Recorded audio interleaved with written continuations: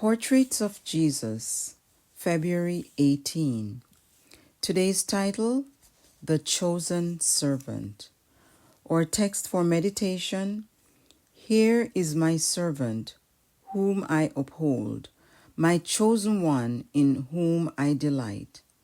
I will put my spirit on him, and he will bring justice to the nations. Isaiah 42, verse 1.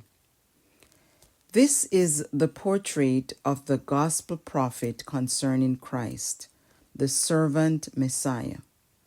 In sharp contrast with the accepted expectations of a regal Messiah accompanied by all the pomp and trappings of royalty, Christ came to earth in the form of a humble servant. Philippians 2, 6 and 8. Even the disciples found the servant Messiah concept difficult to grasp. No messianic title is so intricately interwoven into the fabric of the incarnation of Christ as this one. Isaiah's servant Messiah prophecies point to the fulfillment of God's transcendent purpose in the plan of redemption. God selected Jesus as the only qualified being in the universe to fill the servant Messiah role. Jesus condescended to come to earth as a bondservant in human form and die to redeem fallen humanity. By voluntarily leaving the splendor of heaven to suffer as a servant, Christ ensured the redemption of all who believe. Philippians 2, 8-10. He came as the Father's representative to demonstrate the true meaning of servanthood. The chief servant once declared that he did not come to be served, but to serve, and to give his life a ransom for many.